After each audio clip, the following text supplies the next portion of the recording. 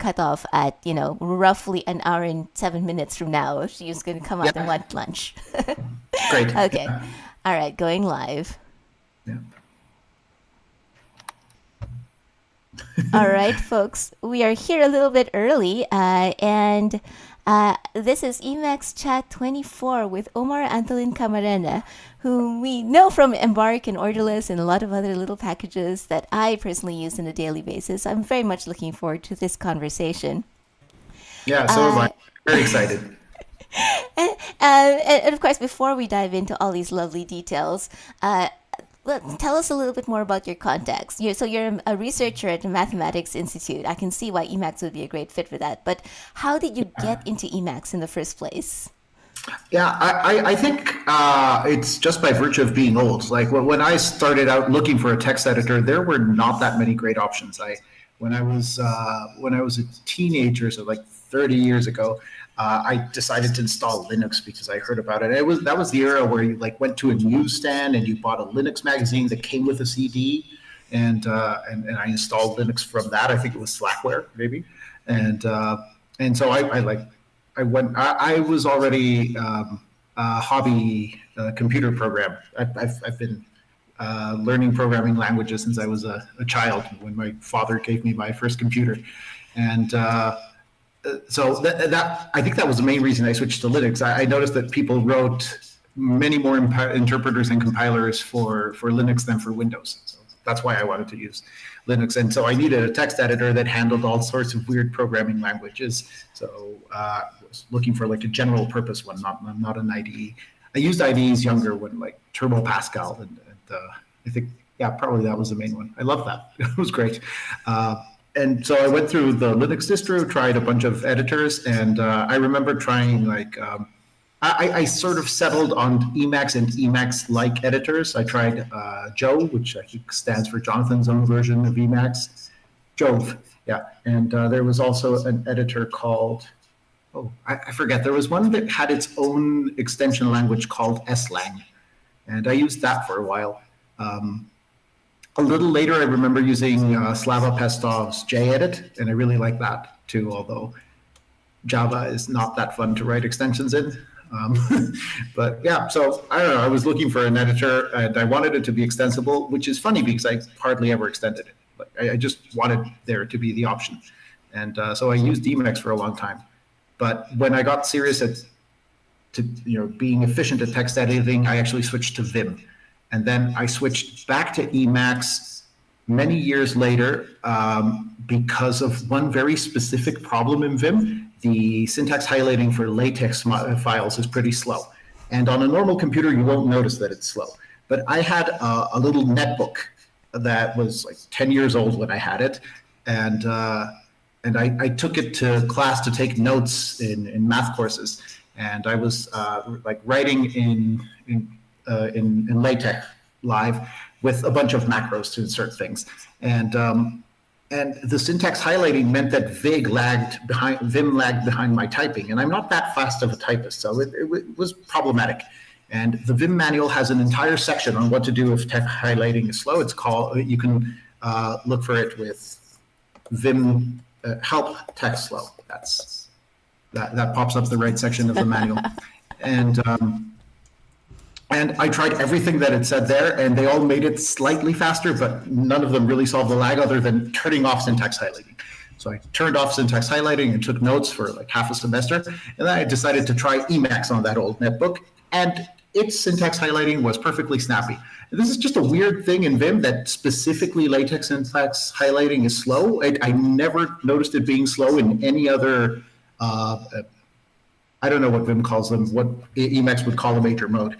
It was only ever slow in LaTeX, but that was enough to get me to try Emacs. But by then in Vim, I had learned, that you want like very granular motion commands to move by word or by sentence, and you want to be able to be placed at the end of the word or at the beginning of the word, and all of these sort of more higher level editing constructs that Vim like really pushes you toward. And in Emacs, I hadn't done any of that before. I moved around with the arrow keys. But when I came back to Emacs after having been in Vim, then I wanted to get serious about like editing efficiently in Emacs. And I think I actually like it better than Vim now.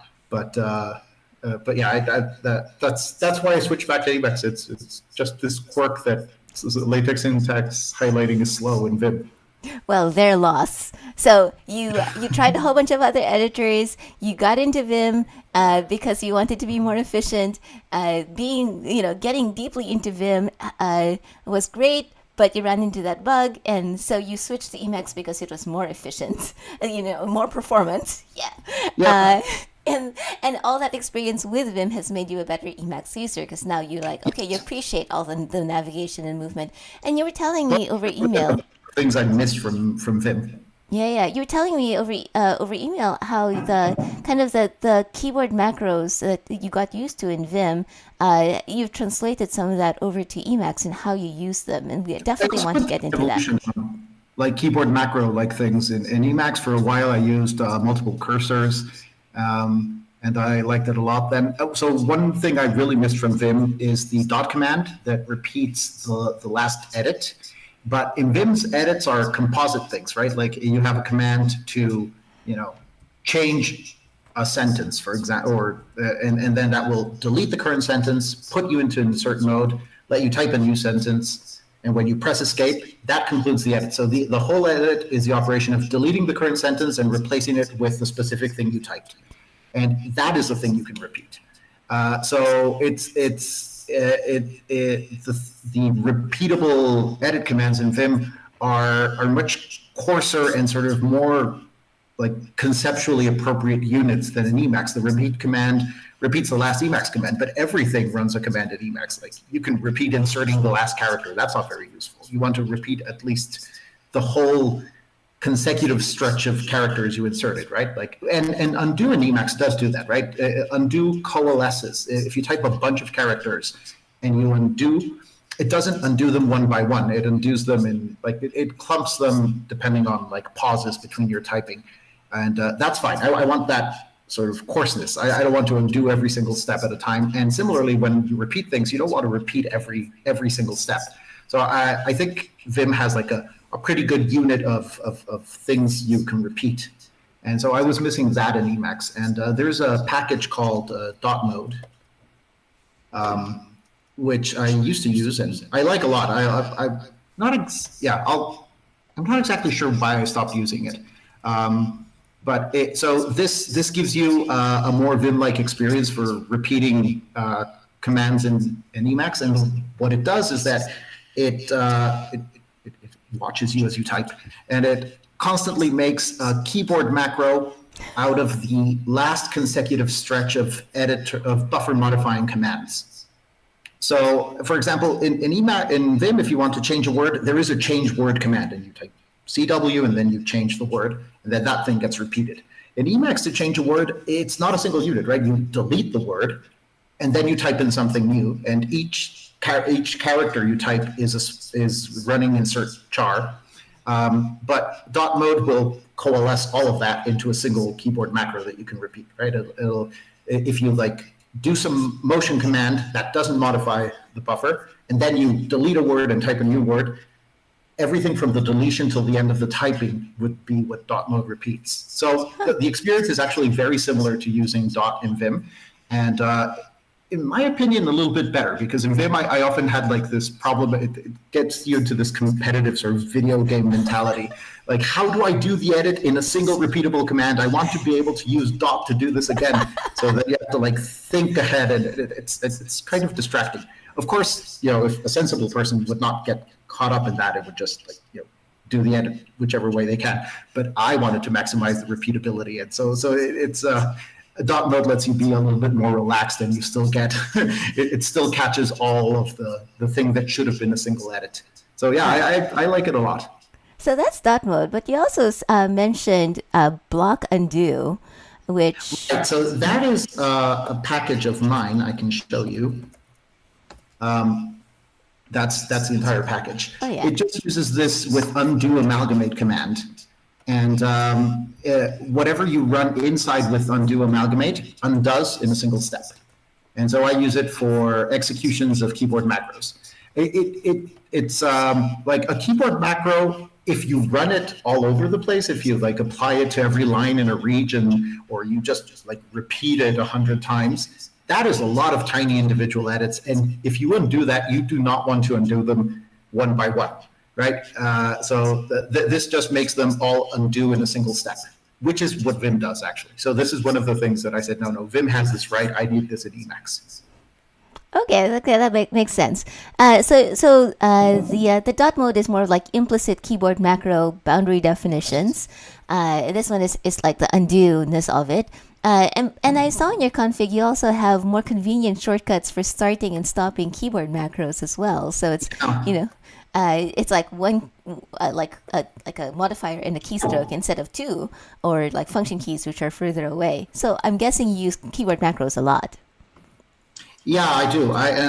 So I try to, when I got rid of dot mode, it was an experiment to see if I could just remember to record keyboard macros. The thing that the dot mode or the dot command in Vim solves is that you don't always have the foresight to record a keyboard macro, right? Sometimes you realize, oh, I need to do the same edit some other places, but you didn't record it ahead of time. So then you wind up like doing it once, realizing you need to do it a bunch of times, then recording the macro, then doing it again. And I wanted to see if I could remember to record macros. And I decided that I needed to make it like as frictionless as possible. And so I use, this is the command that is bound by default to, wait, I don't know my keyboard bindings. There it is. It's bound by default to F3. Yeah. I like it better than the thing that's bound to Control X parentheses, because this keyboard start macro or insert counter does both things. It could start a recording, or if you are recording, it will insert the keyboard macro counter. So it's. And for folks who are like, what? Macros, counters? Yes, you can have your keyboard macro automatically add 1 to a number, for example. If you're, there you go. Hello. Yeah, and I also I activated Keycast. What is this called? Keycast. So yeah. I hope people can follow along. And I have some small modifications to make Embark transparent to Keycast. So if I use Embark, you see Embark act, but then you also see what command I call. I just stole that from your config. I wasn't entirely sure if I was using it correctly, but it definitely looked like something interesting and useful. And if you use that change, then it doesn't.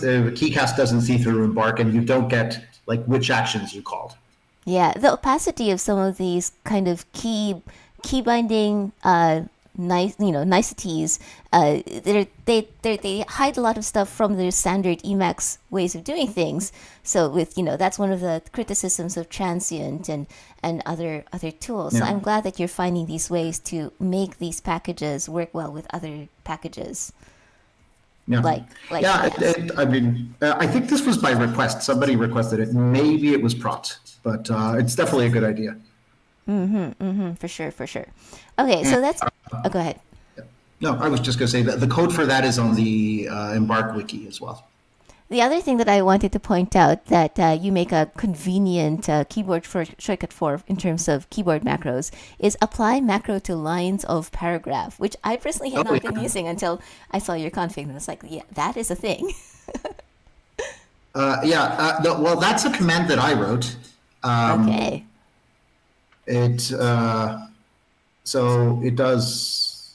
I mean, it's a wrapper around apply macro to region lines, but it automatically uses the paragraph. That way, you don't need to select it. I find that extremely convenient. Like, so I don't know. For example,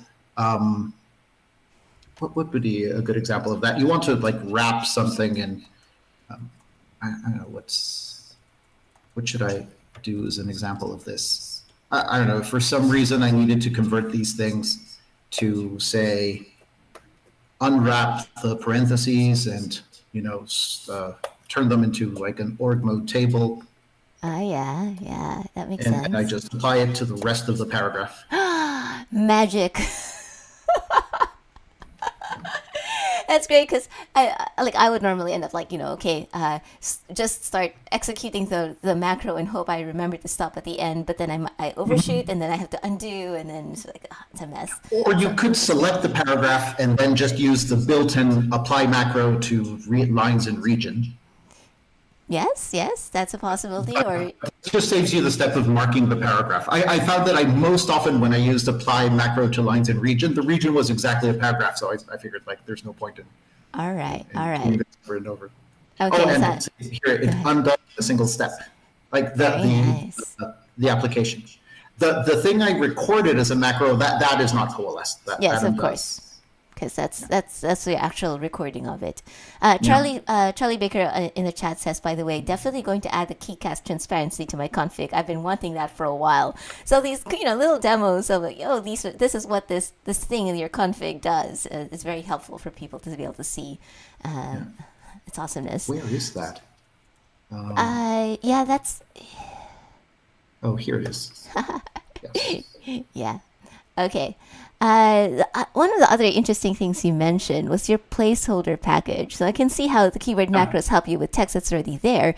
And then you've got these placeholders for informal snippets or quick snippets. Show us that. You use it a lot. Yeah, I do. That temp buffer is a command I have for like popping up temporary buffers in specific major modes. Maybe I can quickly show that first. Yeah. So let's see. So let me. There I used another little command I have. Embark-on-last-message. It just calls embark on the last thing in the messages buffer. Often I want to act on the thing that is the last word in the echo area, and so that's what this does. Okay. There, the last thing in the echo area was this symbol embark on last message, so I can act on it directly. Which is brilliant because I keep switching to the messages buffer to try to copy something, and of course by the time I've switched to it, sometimes there are other messages, and it's just like So it's great to just be able to do something with it. If there are other messages, then I also switch to the messages buffer. But if I want to act on the very last thing, I have that command for it. Yeah. I'm saying, this is faster, so I get the chance of just hitting the shortcut before another timer goes in and messes around with my messages. So yes, shortcuts. Okay, temp buffer. Tell us about that. So you can configure like single. Wait, where am I? Oh. Transcribing job. I ran Whisper by accident. Which is another thing I wanted to check. Many things I want to talk to you about. Okay. All right.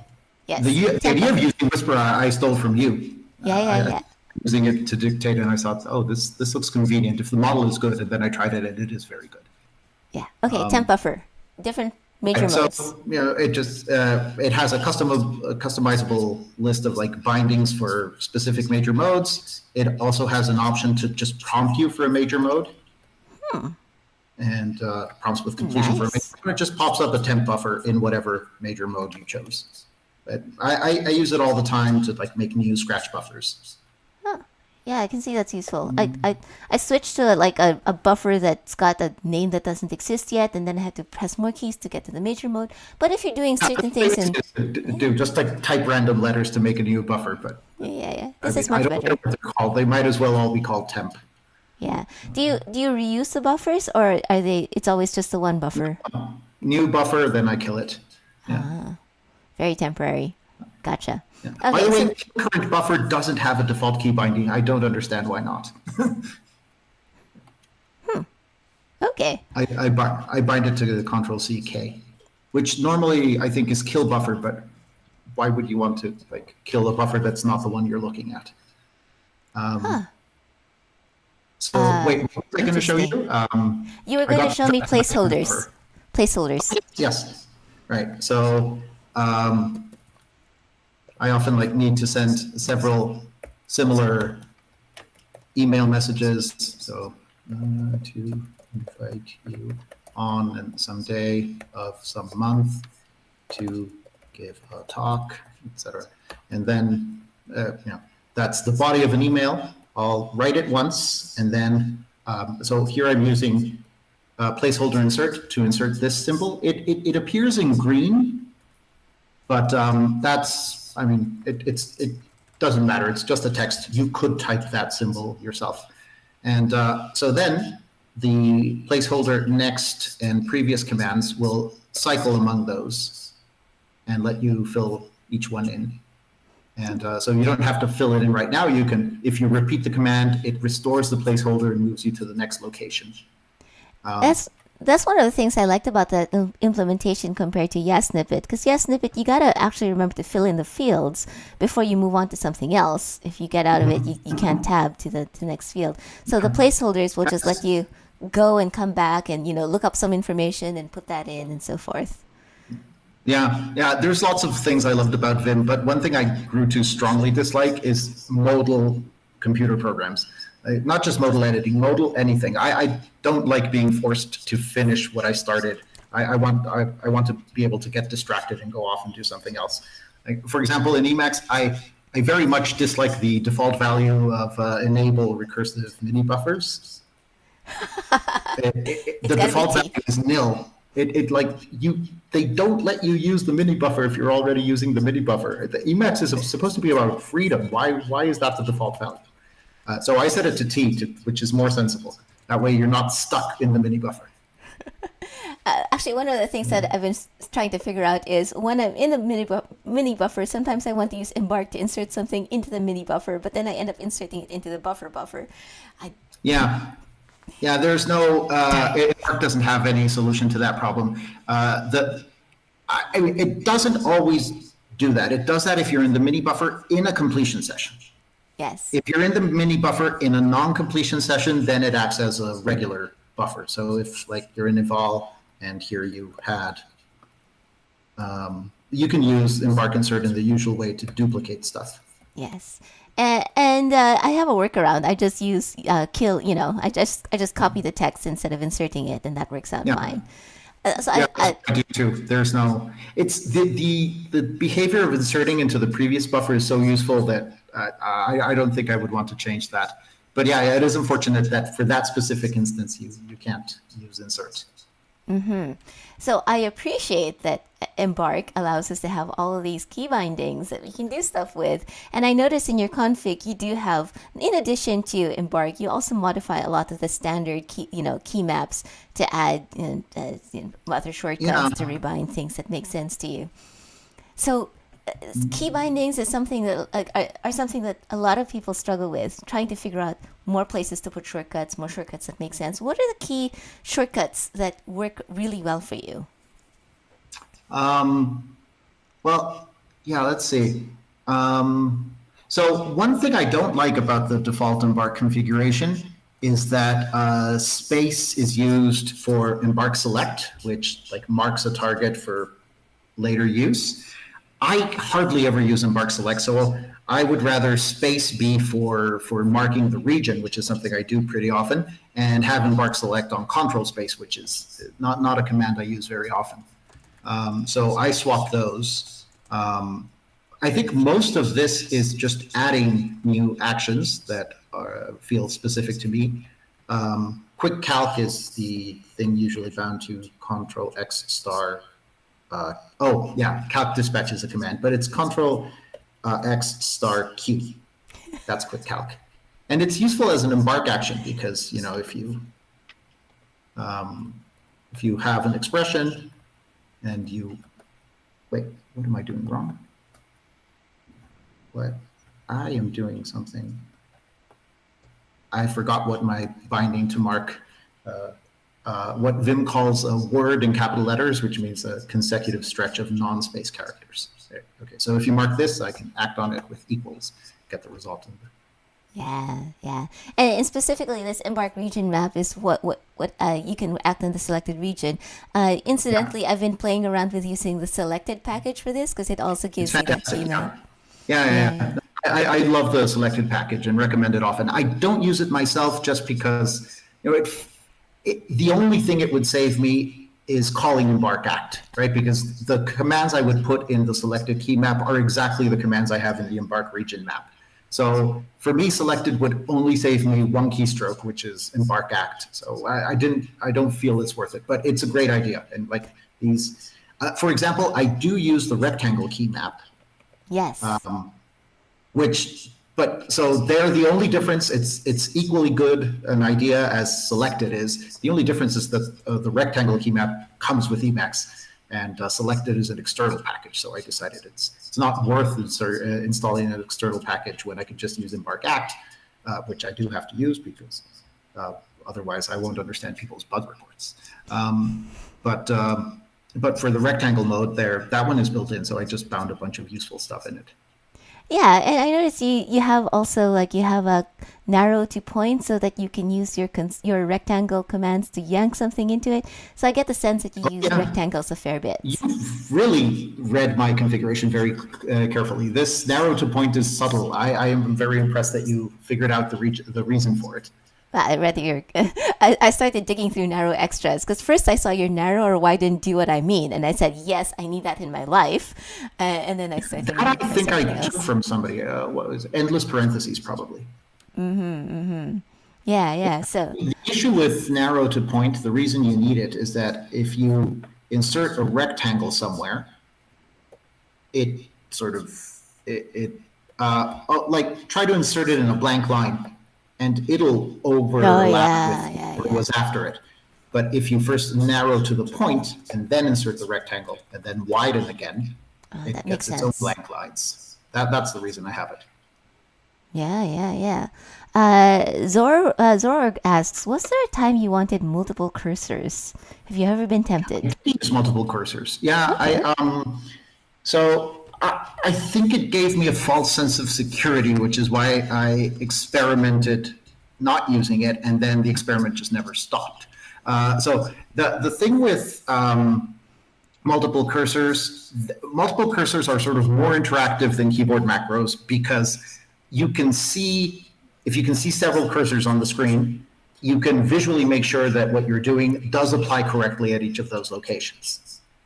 But then I started noticing that made me feel like very confident I was doing things the right way in multiple cursors, but there were some cursors off screen where I wasn't paying attention to what was happening there, and then I got it wrong and was like more confused.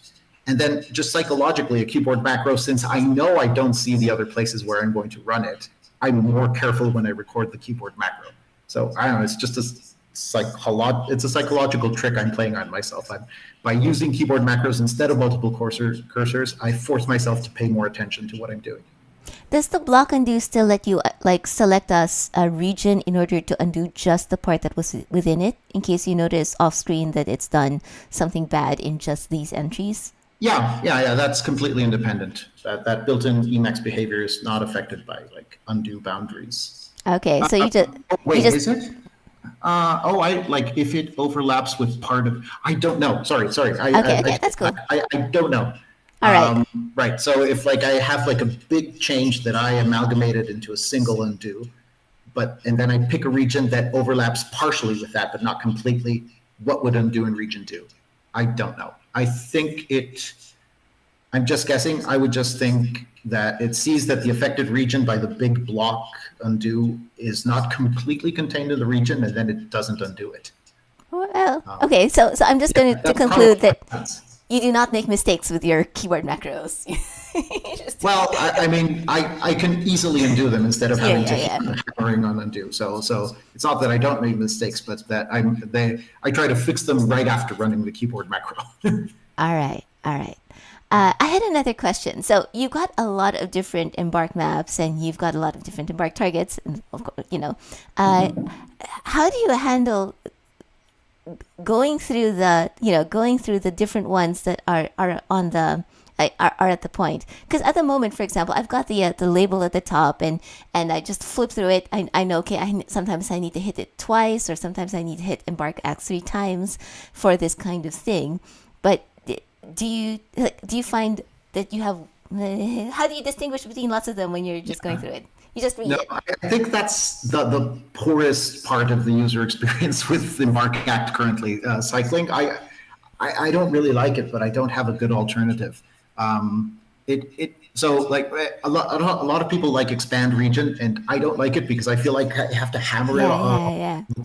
I prefer to have like a lot of. This is another thing I learned from Vim. Have a lot of commands to mark specific things and just memorize Oh all of them. yeah. But an embark region says no, don't memorize that. Just hammer and expand region until you get the thing you want. But for me, even though it's like it's objectively fast, it just feels very slow. It feels like I have to hit it 4 times whenever I want to mark something. And I get the same feeling from cycling and Embark Act. I don't really like it, but if we had come up with a better alternative, and I say we because I discussed this in the GitHub issues with Daniel Mendler and Propt, and I think Melman was also in those discussions, and maybe Clemens Rademacher. No, yes, Rademacher. But we just couldn't come up with like a much better alternative. So I just put up with it. I don't need to cycle that much. I almost always want to act on the first target, which is unfair because I decided what the default, what the first target is in the default configuration. So it's sort of tuned so that I hardly ever need to cycle. And I apologize if it means other people need to cycle a lot. Nonsense. We can all modify our target list, so we can always tune it to what we want. I mean, it's a lot of work, right? I think like the default Embark configuration is over half of the source code of Embark. The configuration is, where does that start? Oh, I wish the autoload cookies were not in the outline. Yeah. If you do a space, I guess it doesn't do that, right? Oh yeah, I no, I use for orderless, I use the escapable spaces, so I can do that. Mm-hmm. I should also point out that your config uses a lot of Imenu also, which was just another interesting thing I picked up. I like Imenu. Yeah. I should use Imenu for this. Oh, one thing I did to Imenu is that I added a section for keymaps. Oh yeah. I saw that. You have a regular expression so that you can see it easily. Yeah. Right. So I mean, this from here to the end, that is. So it's not half, but a big chunk of Embark is just the default configuration. And, so I mean, it would be a lot of work to configure Embark from scratch. That's why the package comes with an extensive default configuration. Charlie Baker says, I have Embark Act set up to expand in the same way expand region does, but with Embark's type awareness. It's easy to add a contract function. So I guess maybe also some highlighting helps with that. And Charlie also says, I also have a completing read interface in the transient menu to jump directly to one of the many types under point that I'm seeking, which, Charlie, you're going to share somewhere so I can steal that part of your config, right? I mean, that would be something I would consider adding to Embark itself. Ooh. Yeah. But so you mentioned having all these conversations with Daniel and others through GitHub and other things. And I wanted to touch on that because I think in the Emacs community, it's pretty rare to find people who are collaborating on packages and packages that work so well together. And the partnership between your packages and Daniel Mendler or Minad's packages with Consult and Vertigo and Marginalia is like it's really, really nice. And we don't see a lot of examples of that kind of inter-package conversation as much. How did that start? I think it was mostly Daniel's initiative. Like I think I had started work on Orderless and Embark, and I think his first package was Consult, maybe of this family of packages.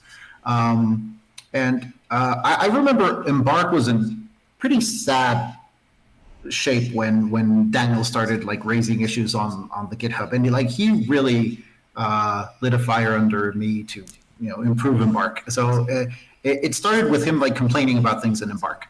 And as I immediately realized that he was thinking very carefully about the user experience, so I just immediately thought like he is full of good ideas and I should listen to them. But back then, at the start of Embark and Orderless, Prot was also like very involved in discussing the design, and all of this is on GitHub issues. Like if some software archaeologist can find all of it. So I think we started working together when we realized we were both writing Marginalia. So we decided to merge those two packages into a single one. And I think maybe the name marginalia was suggested by Prot. I don't remember, but it's a very good name. And so that was, the collaboration was completely unplanned. We just did it because, we had already talked on the Embark issues, and Daniel's suggestions improved Embark a great deal in a short amount of time. And so then when we both realized we were writing something like marginalia, we decided to just merge those two packages and write a single one. And since that worked out well, we kept on collaborating. So far, we haven't co-written any other package. One sim like that is that now Daniel is a co-maintainer of Borderless, which is great because Daniel is extremely efficient at fixing bugs, and he does it instantly. He figures out what's wrong and has a patch in a few minutes after he looks at the issue, and he looks at the issue the day it was posted or the day after, and I can't do things that quickly. So it's great that he's helping out with Orderless. But yeah, it's just I don't know, it wasn't planned, and it just felt right from the very beginning. I immediately realized he had some great ideas and implemented a lot of them, and so then we started doing that the other way around. I started commenting on a bunch of issues in Consult and Vertigo, and I think I exerted some pressure on Daniel to add features to Vertigo, like the grid view and the horizontal view, or maybe specifically the grid view, because at the time I'm sort of slow to switch basic Emacs infrastructure. I wasn't using Vertigo for a long time, even though I was opining on the GitHub issues for Vertigo. And the reason is that I was stuck with the vastly inferior Embark Live, right? There was this Embark Live thing where you could pop up a buffer with the targets in the mini buffer, which just means the completion candidates. So you could use Embark as a kind of completion user interface. And it was very slow, but it was very featureful. You could do a vertical list, you could do a grid. In the list, you could activate zebra stripes so that yeah, you can see across lines. That's been removed from Embark. But I kept saying to Daniel, I'll switch to Vertigo if you add a grid view, and then he eventually did add the grid view, and I kept my word, switch to Vertigo, which is much better than the thing Embark had. So I was just being stubborn by not switching earlier. But if I hadn't switched earlier, maybe Vertigo wouldn't have a grid view. Mm-hmm. I think it's definitely a good example of a set of packages that has. All this started in about 2020 or so, and so we actually can see how people have gotten into using Vertigo and all the other packages compared to, say, looking at more popular packages that have been around for a long time. We're just oh, of course everyone's been using org mode for a long time. It's there. It's part of the fabric. So it's very interesting to see the technology adoption around it. And a lot of the things that people struggle with as package authors is getting other people to try out their stuff. And with Orderless and Embark probably is, in the early days, what was that like to put this thing out there in the world and and have people start to try it? How did people find it? Yeah, I personally found it very scary. At the beginning, I still thought of Embark was a part of my personal Emacs configuration that sort of grew out of control, and I decided to publish separately. And but then I have all these people telling me how to improve what I still thought of as part of my personal configuration. And I realized, I think one thing that helped is that people made very good suggestions. So I realized, no, it's worth publishing reusable parts of your configuration just for the GitHub issues, just for people finding bugs and suggesting improvements and so on. And but yeah, I had to adjust to having some users, and at first it was very few people. But then they got added to Doom, and I think they were made the default in Doom. And that was a huge influx of users. That was very scary. That we were suddenly flooded with new bug reports, all of the packages in the family. I remember feeling like there's a horde of Doom users running havocs. All right, all right. So starter kit, then everybody gets into it, and then everybody starts talking about it because they're like, yeah, it's great. You can specify things out of order. You don't have to remember what words come in which order when you're completing things. And so those of us who aren't on starter kits are like, yes, we should try that too. So Yeah. that's how Yeah, that I went. think Doom helped a lot to like raise awareness and adoption. Okay. Yeah. Uh, so you've got a lot of other like small packages. For something as small as block undo, which you showed us, it really just fits in one screen. Is that something that you would set up as a different repository or just as a file within your No, current no, one? those are all in my user Lisp directory. Oh yeah. And I have actually Um, successfully used use package to grab stuff out of your user list directory and use them in oh, my config. So yeah. It works. I just say, all right, my load path is here where I've checked out your source code. It defines these commands, and then I can bind your functions to my shortcuts. Although I because your functions are named the way that I would expect Emacs functions to be named. I've been def yeah, aliasing them so that I don't accidentally say, "Oh yeah, that's totally built in," when it isn't. yeah. Yeah, I'm inconsistent with these little packages in my user list directory. In some of them, I do stick to the convention that the package name is a prefix for all the functions. And for some, I don't. For some, I just try to name them the way, exactly what you said. Like, what would these be called if they were built into Emacs, which means they don't share a consistent prefix often. And yeah, I should probably make that more consistently use the package name as a prefix so that they're easier to adopt. Or I have another suggestion. You could get apply k macro to paragraph or whatever that is to core Emacs. That would be great for everyone. Uh, yeah, maybe that one is useful enough. Yeah, some of these I don't use anymore because I think I've substituted them with workflows with Embark. For example, eval region advice. It bothered me that none of the evaluate commands are do what you mean in the most common sense in Emacs. Oh The most yeah. common sense of do what I mean in Emacs is if the region is active, use the region, otherwise do the normal thing. And all of the evaluate commands should evaluate the region if the region is active, right? But so that's what this does. Um, but I don't use that anymore because to evaluate a region, I usually use embark act E.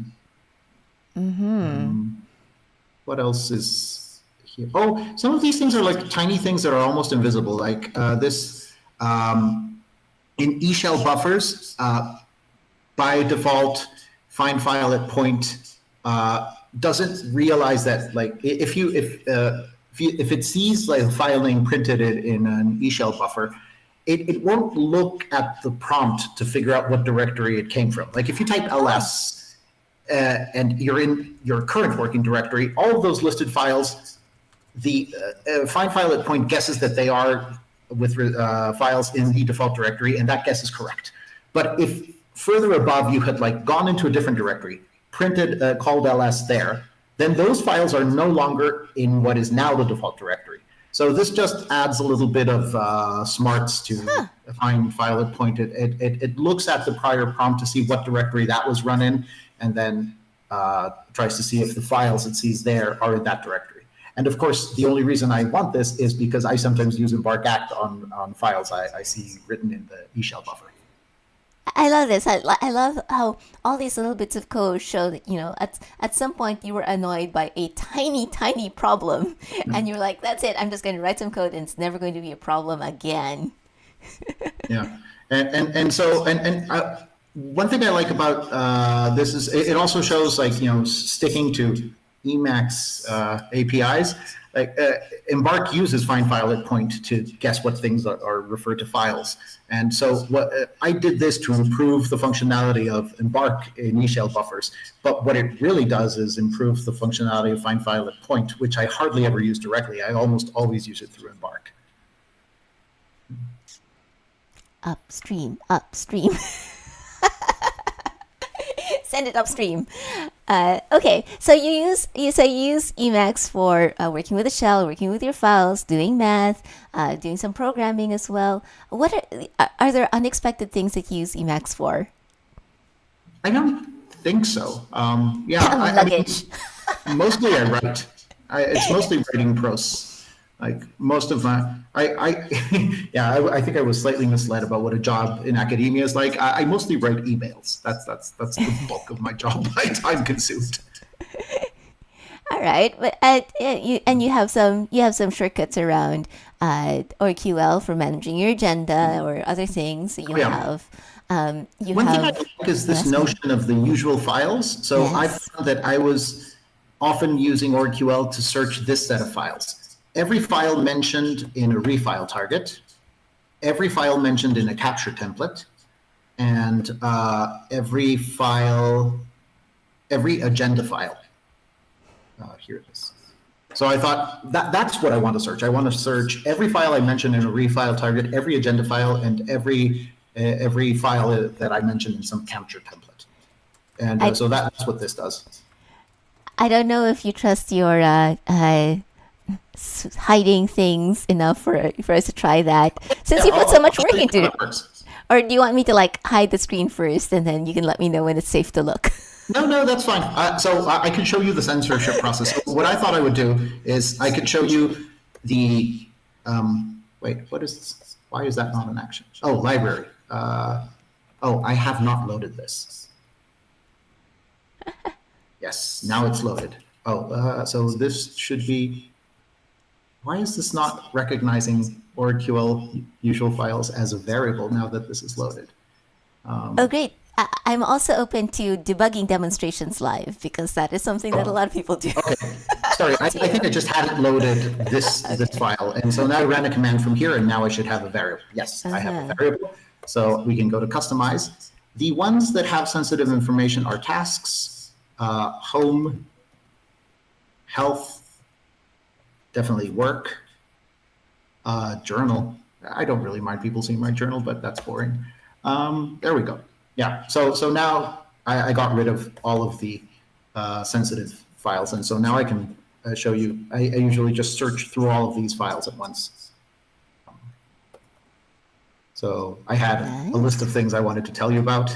I should also point out that your config has some stuff for inserting things into the ORQL search syntax. You are extremely prepared for this chat. Yes, Control comma has a little key map that will insert stuff like priority. Oh, I don't have, let me remove Satya. So, oh yes, everything that I have with priorities is in one of the files I removed. I only use priorities for work. Okay, gotcha. But yeah, we could use to-dos. Right, so I love that you have a to-do state called nope. Yeah, it's for things that are canceled, but I don't want to delete them yet. Or actually, it's mainly there because when I archive them, I want to know that I had that task at some point, but decided not to do it. Well, it's so much less verbose than canceled, so I think I might actually just. I tried to, for a long time, I was using monospace fonts, so I wanted to have everything fit in 4 letters. So I have. Yeah, all of I have to do, wait, done, nope, and they're all 4 letters long. Nope. Gotcha. Okay, so that's RQL, and that's your inserting thingy. And the other thing that I wanted to point out, that your definition of the inserter was nice because it's a macro, and so you have this thing that allows you to just define all these interactive functions that you can add it to the keymap, because the keymap expects interactive functions. So if people are watching, this is something you can do. I should tell you that there was actually a serious performance bug previously. So what I had before this was just this. So this string is a keyboard macro that inserts those letters, right? It is extremely slow if you do it that way for some reason. I think ORQL searches after the T, after the O, after the D, after the O, after the colon. So for some reason, that was extremely slow. So I switched to these lambdas that just call insert. And then that does it in a single step, and it's instantaneous. But my first instinct was, this is a good use of keyboard macros. I'll just assign these to keyboard macros. And no, it's not a good idea in this particular case. Yeah, I imagine there should be some kind of debouncing on ORQL to make it not do that if you're typing very quickly. But I don't think there is. Let me see if maybe also do a longer one so that yeah. Okay. that's okay. I take your word for the bug that you ran into. Yeah. So I wanted to show you just because Yes. it just feels like a really long pause, but it didn't work right now, and I don't know why not. So That's let's okay. leave it at It's that. Chris with the live demo. Yeah. Okay. So that's inserter. And one thing that I definitely want to make sure we had time for was your little generative art experiment, luggage, Oh, because you're having fun with Emacs. yes, yeah. It's there are some people doing amazing generative. Oh my gosh, I do not even have it installed. Yeah, let's. Yeah, I forgot that we were going to do that. That's okay. But it should be easy. It, How it is just VC means used? VC URL. Oh, yeah. I have to go to a previous example to figure out. I'm surprised you don't have like a consult line and then just embark insert. I do that. I do that a lot, but I forgot this time. Actually, looking at your config, I learned about the consult occur multi because apparently all these multi-buffer equivalents to the commands that I've been using, and yeah, that is really useful for using stuff from buffers I'm not even looking at. Yeah. Okay, loaded. Let's see if it actually can still do the thing. There we go. So you have some Emacs lists to generate this SVG. Yeah, and it's just got SVG. yeah. And which other ones do I have? Luggage. There we go. Tubes. Oh, yeah. Oh, and I think this one has like some nice other color schemes. Classic? That's classic is the one. Oh yeah, stained glasses is the one I wanted. Nice, nice. Yeah. And I wanted to mention it specifically because a lot of times people think, oh, Emacs is a text editor.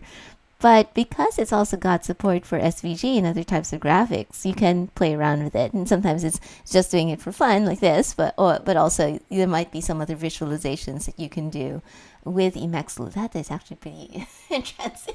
Yeah. Have you heard of this program? No, I haven't come across it.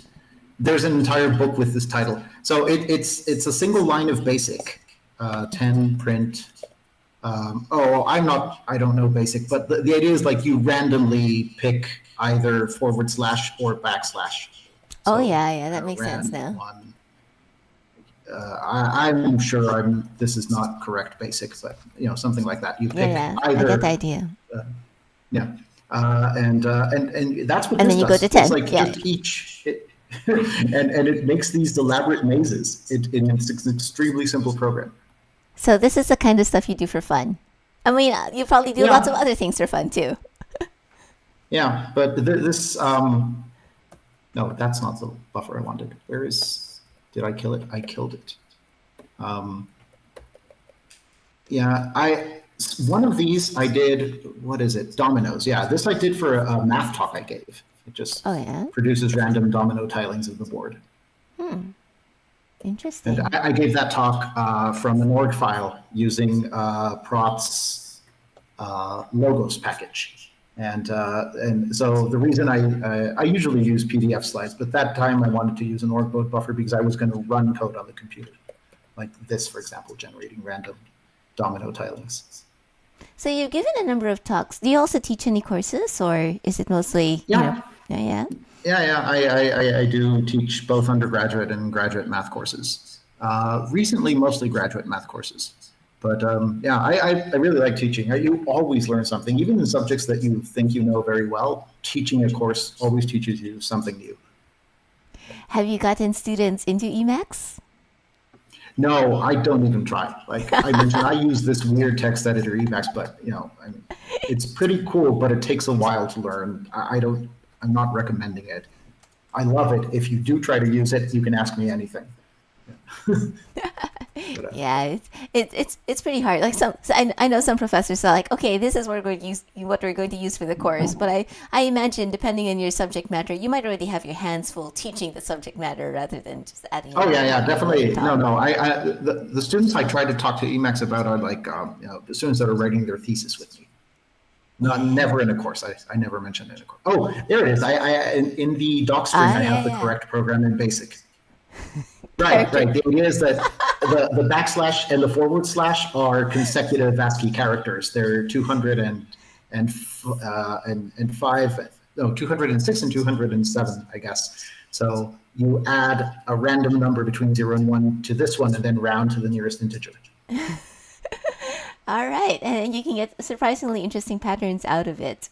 Yeah. Okay, so fun with that is also very cool. Fun with Emacs. This could definitely be like a zone screensaver if you wanted to. Mm-hmm. Yeah, I just thought it was really nice that Emacs displays SVGs natively. Those are very easy to generate by text.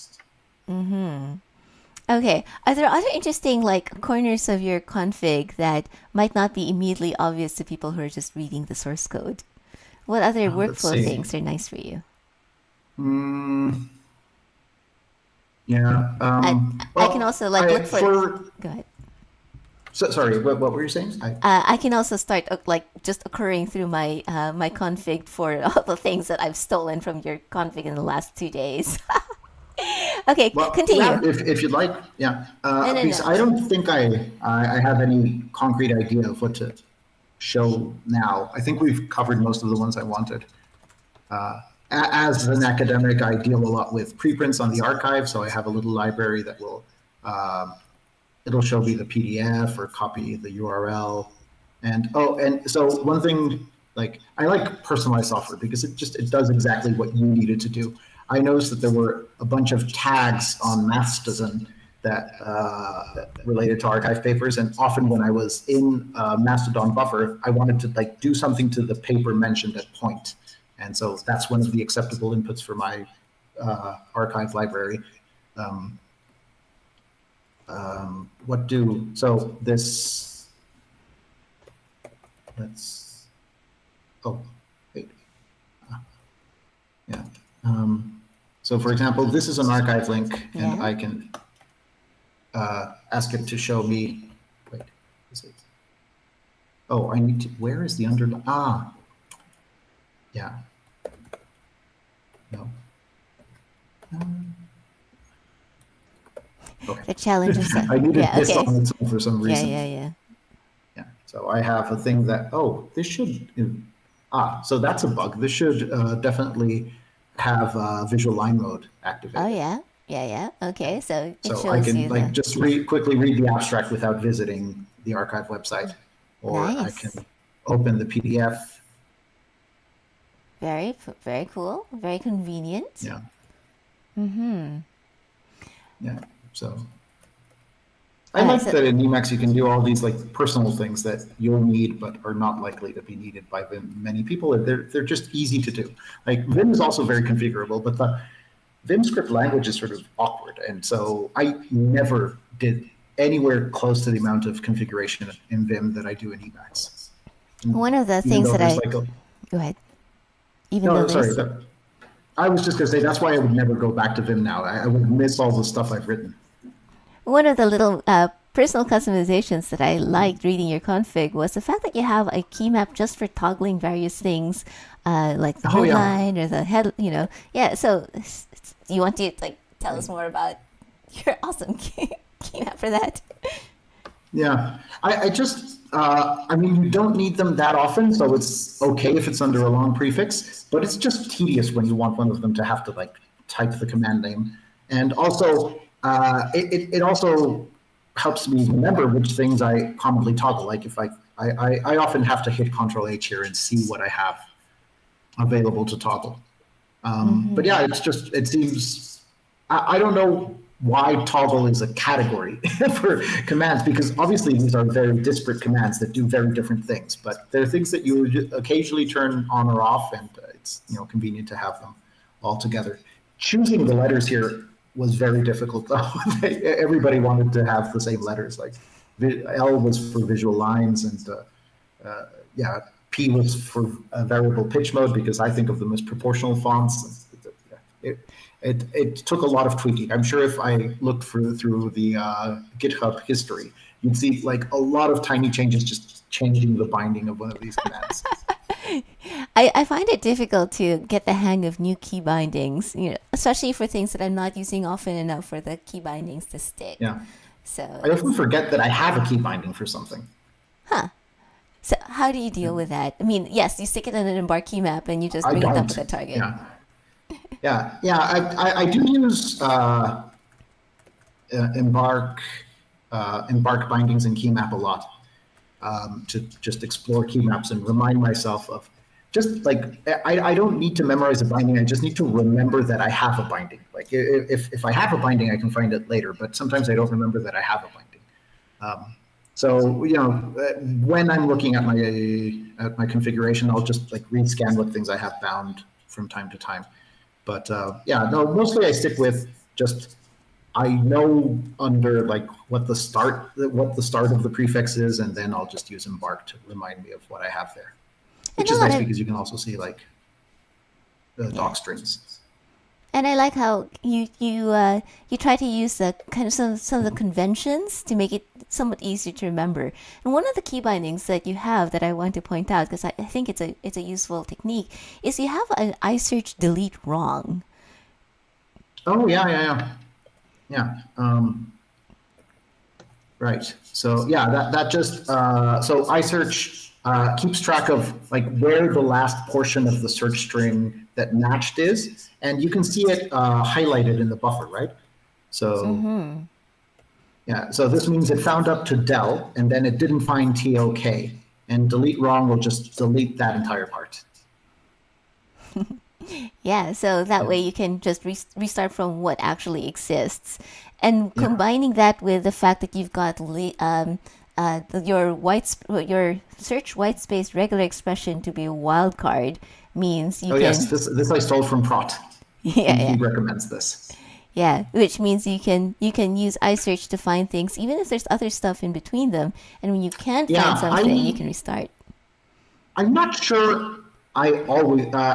I'm not sure if this is the best setting. Like, I want to be able to search this way sometimes, and sometimes with white spaces treated literally. And so I should keep statistics on how often I actually have to turn this off. It might be that for me, the better default is the other way around. Mm-hmm. You can turn it off with Alt-S space, match spaces literally. Alt-S space. Okay, I think it's iSearch toggle lacks white space. Mm-hmm. And so I don't know, maybe for me, the default would be to treat white space literally, because I find that if I have a space in my search string, I often want to turn on the literal matching. So, but it's probably still, this is the better default. I think I do it less than half of the time I have a space, but it's not that far from half. It feels. I don't have statistics. How would you even collect statistics on this, aside from making a little note every time you're like, oh, I didn't like this. I like this. I mean, I would instrument iSearch somehow, but I haven't thought about that problem. Yeah, I guess if you're... One nice thing I do with iSearch is another one of those things I got from Vim. iSearch by default leaves you at the end of the match, and I almost always want to be at the beginning of the match because that's what I got used to in Vim. So I think it must be here. I have something, exit at start. I tell iSearch to exit at the beginning of the match, and the way you use this is you install it as a hook, I believe. Is that right? You seem to have options. Yes. Hook. I see. So shift return, let's say exit at the end, and then by default... which is the Emacs default. But I find that the better default is to exit at the beginning. Yes, and that's like, the for hook example, that you got. If I want to like mark until that parentheses, then I would search for the parentheses, and I don't want to include the parentheses. That's not a good example, but like with a word, it's often like I'm looking for a word, but I want to highlight up to the end of the word. It's just like if you want to mark a region from point to some search term, with the Emacs default, what you have to search for is the thing that is at the end of the part you want to match. But often I want to say until like the thing that starts here. It's just my brain works that way. And so for me, it's much better to exit at the start of the search. Touching back Which on also the means I don't understand iSearch on other people's Emacs. It just leaves the point in the wrong location all the time. And if you're going quickly, you don't realize it, and it's just a mess. It does mean that I can only use iSearch if it's configured this way. Well, that's a thing about Emacs, right? Once you've got it set up, you basically you got to use your config because everything else just feels off. It just feels weird. Yeah, that's right. All right, G Centauri says I'm not lazy enough. Going back to the toggle keymap, G Centauri says I'm not lazy enough. I just metax orderless consult find the thing that I'm toggling, which I do a lot. Also, I just use metax for all the things because I can just specify parts of it. There's some toggles I don't have in the keymap because I use them very rarely, but things that I toggle often enough. It's sort of what I like also about the keymap is that it's a place to remind myself of the toggle commands. Like I often just do this. Like what was the thing? Yeah, I find that having I haven't used that in a while, and then yeah, having a shorter list, it means you can just use recognition instead of recall, right? You can just say, it's short enough that I can read through it. Yeah. And I like that a lot. And I like the fact that with that embark control H screen, you can use completion even to select the commands from that subset. A couple of other things that I picked up from your config. There's your dired open externally, so it makes it very easy to open something in an external and it just calls embark open externally. Yeah.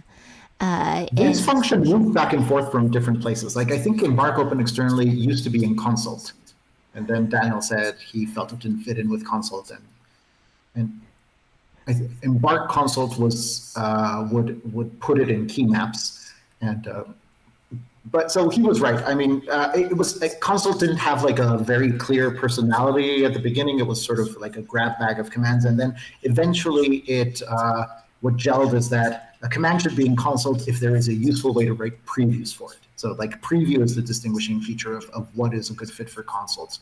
Now, I hope Daniel would agree with that. So that seems to be the criteria now, and that's great. I absolutely love preview. That's one thing I miss a little bit with orgql. I use orgql mostly to search through org files, but the preview is kind of manual, and that I use embark to do it. Right? Like if I want to preview a command, I just use embark to do what I mean. Huh. Oh, that's a good idea.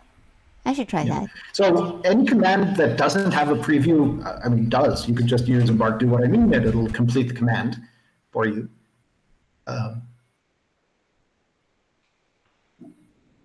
Okay, the kid has arrived, so I had to go after lunch. But thank you so much for the quick peek into your config. This was great.